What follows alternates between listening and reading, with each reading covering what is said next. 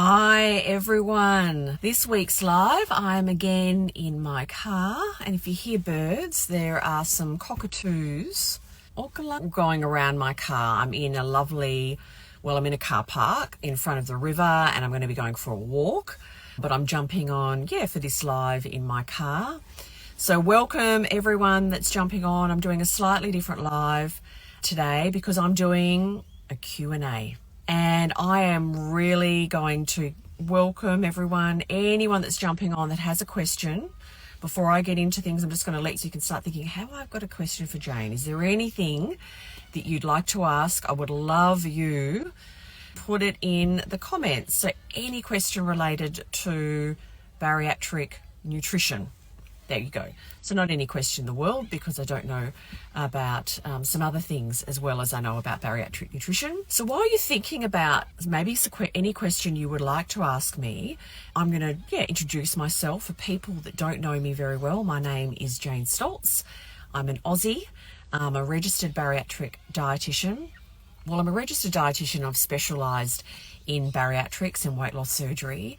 Bariatric dietitian, I've worked in the area of bariatrics for over 6 years and worked with over 1,600 people. And I love this area to work in. I love the brave people that take that step to take their health in their own hands and really change the path of their life. And it's a really brave decision.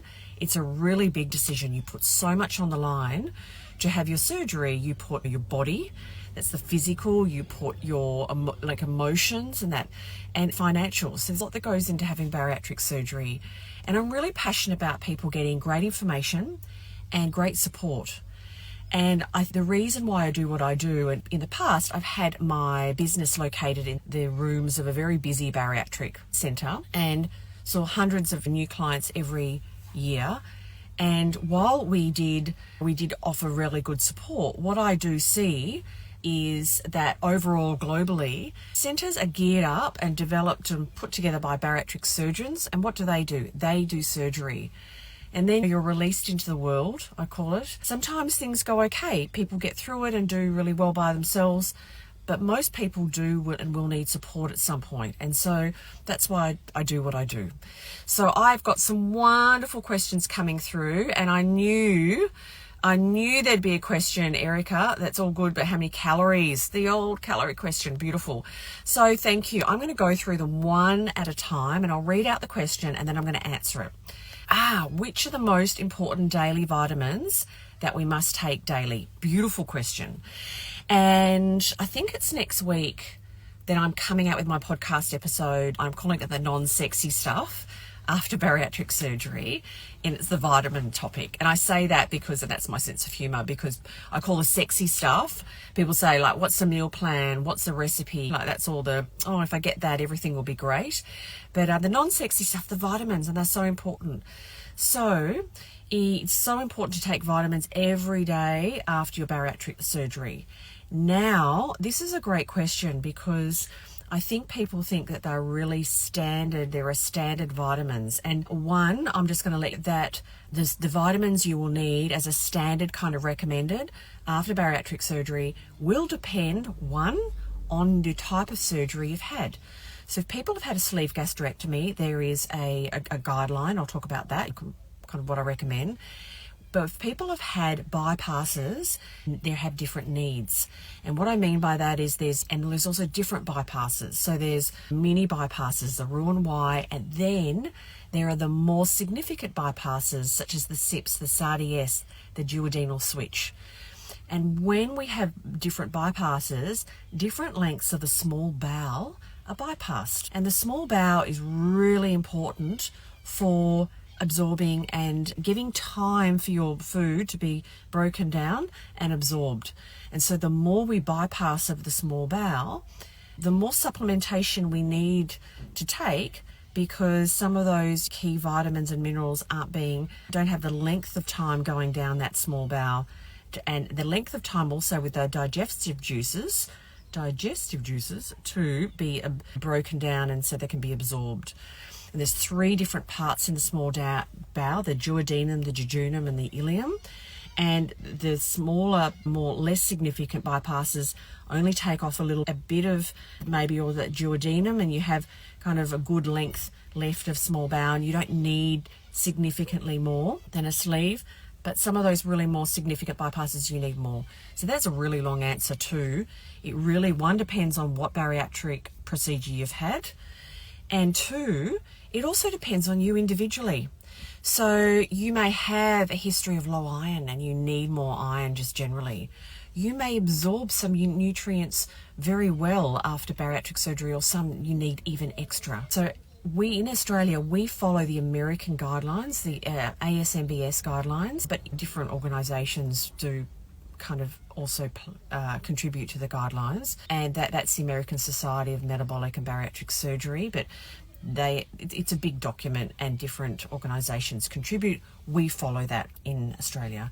There are European guidelines, there's different guidelines, and in the guidelines, and probably most people haven't read them, they're like that, it's who's appropriate for bariatric surgery, pre-care, pre-op screening, supplementation, post-op care, all of those guidelines for all the different stages of taking someone from the beginning to the end of having bariatric surgery.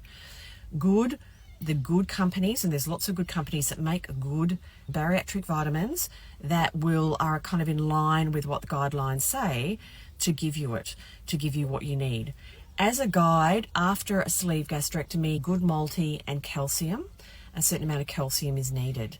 But then we use your blood tests to help guide, that's your pathology test, if you need more or less of things. So I've just really given you an answer, okay, Costa, that's not a real kind of specific personalised answer, because this needs to be really decided with a clinician, with someone that's looking after you, whether it's a bariatric dietitian, a nurse practitioner, bariatric nurse specialist, they have all different names, bariatric surgeon. Generally surgeons won't get sometimes they get involved, but often they'll hand that off.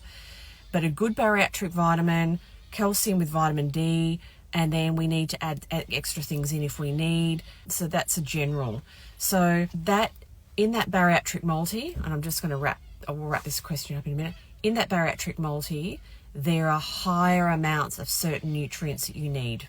B12, folate, iron, vitamin D. So there are key nutrients that those bariatric multis have higher levels in than, say, a standard multivitamin. So the answer is really talk to the person that's looking after you, and going back to your centre, because it needs to be a conjunction of surgery you've had as well as your pathology results. That was a very long answer. I hope that helps.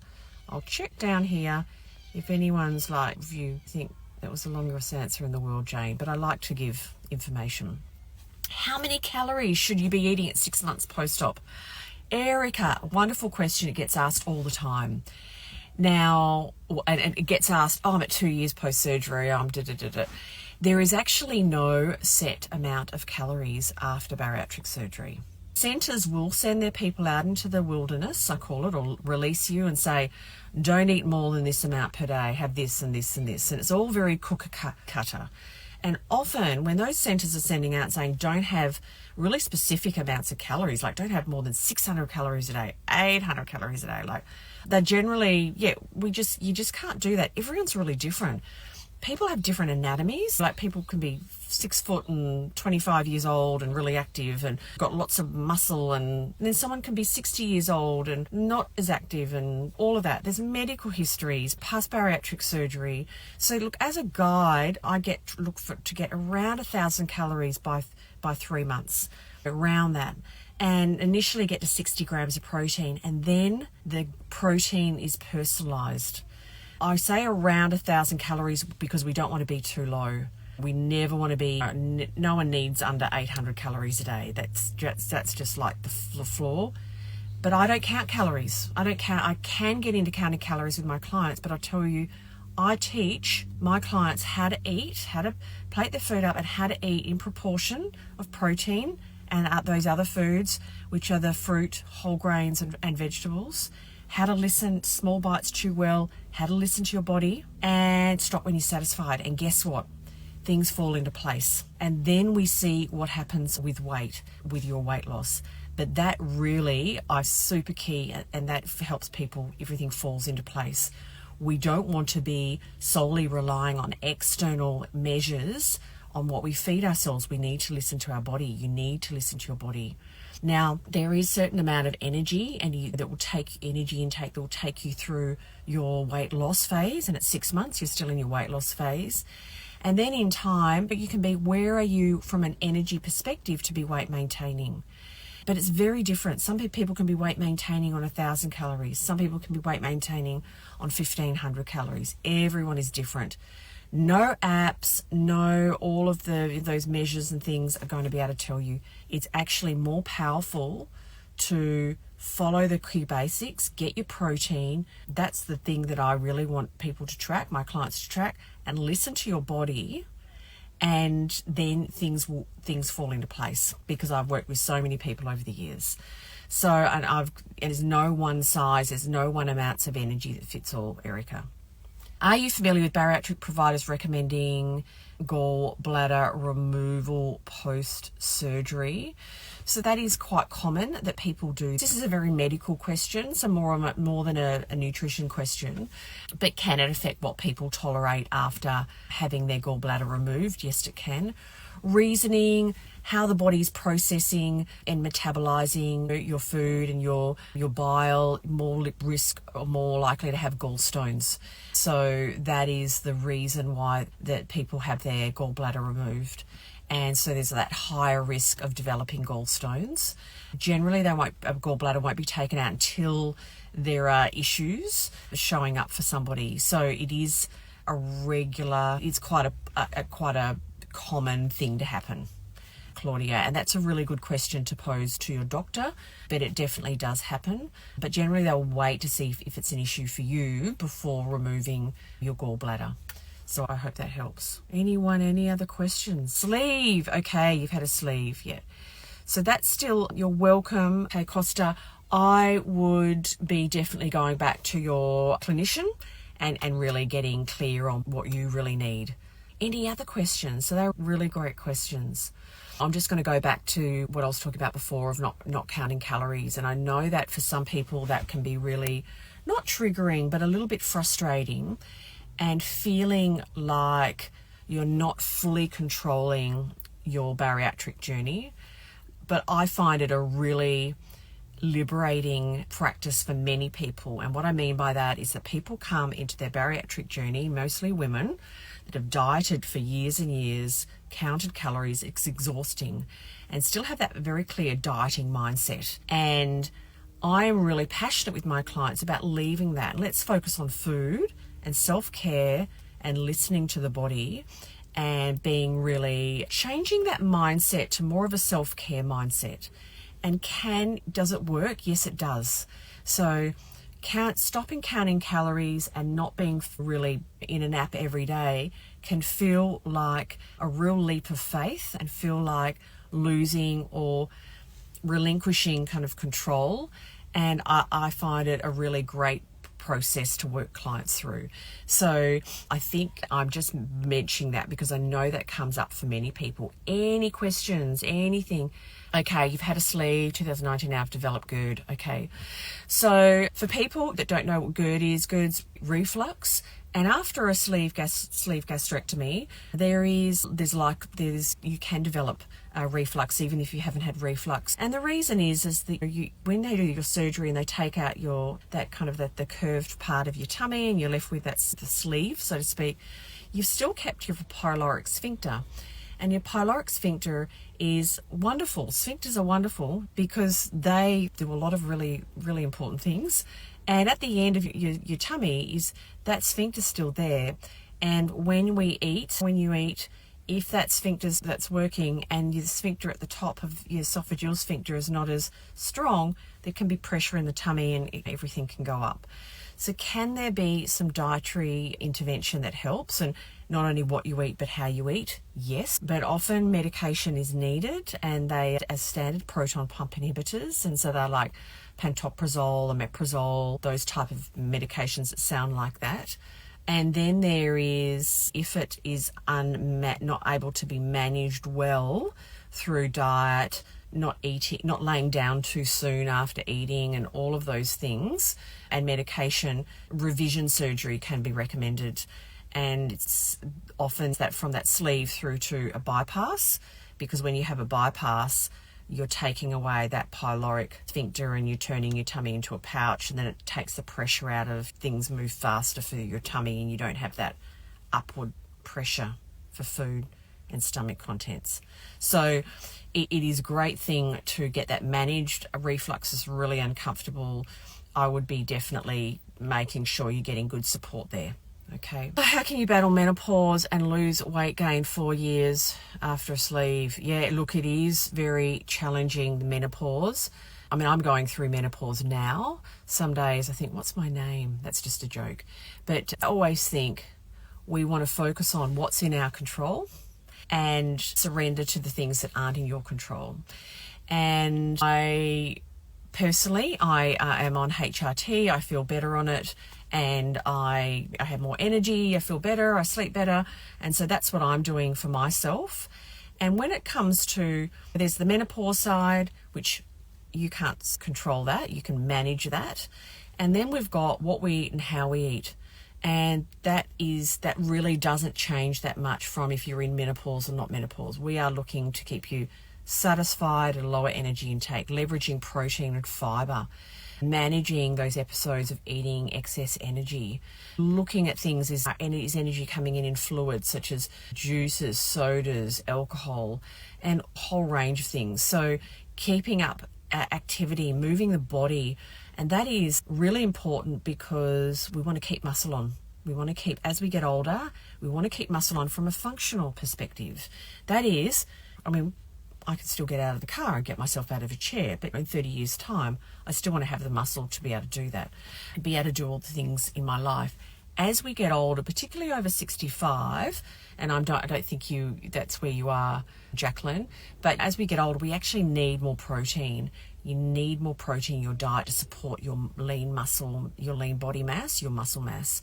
So the basics, it's really managing the menopause.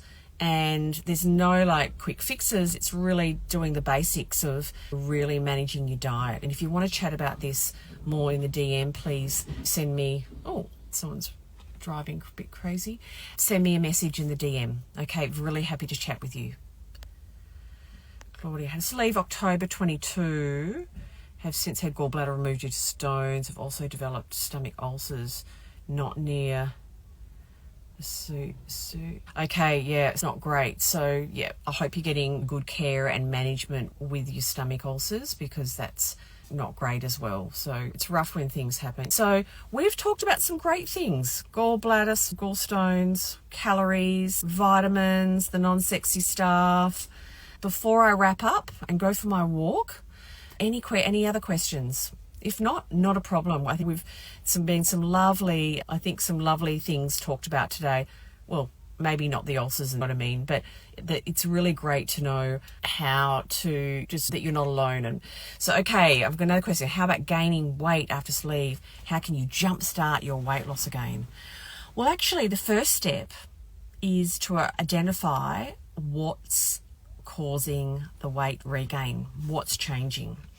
Where is extra energy coming in? Have you started skipping meals and then getting hungrier later in the day? Have you started snacking and grazing? Have you started eating more at night? Like, first thing is about working out what's going on. Number 2 is to if someone's working with me, we first say we want to stop weight regain.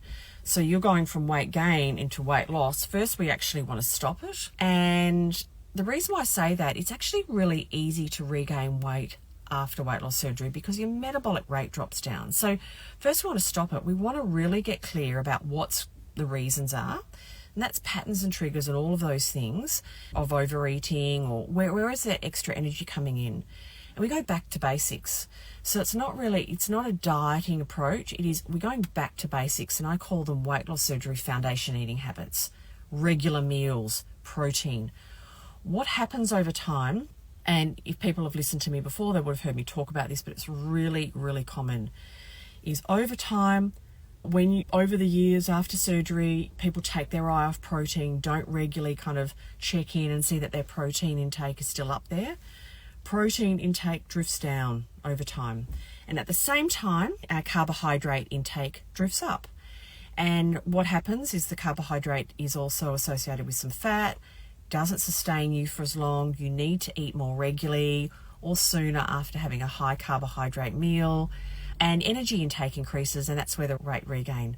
So just by coming back to regular meals, tracking some protein and moving the body, they are great steps. And I say moving the body not from a weight loss, but from a mental health perspective, about feeling better in your body, moving and kind of connecting back with your body, appreciating what your body's doing, helps you sleep, helps keep lean body mass, and also helps managing negative thoughts. So they are my kind of tips for moving from that weight regain and pulling yourself back into that zone of stopping weight regain, and then you can go further into weight loss. If you would like to chat with me in the DMs, please send me a message. Lovely. Thank you so much. Wonderful questions. Really, really wonderful questions. And thank you so much for jumping on and asking them and listening and contributing. It's really fantastic. So thank you. So I work with clients all over the world. I have a program called the Bariatric Nutrition Bootcamp, and I've got 3 different levels in my bootcamp for different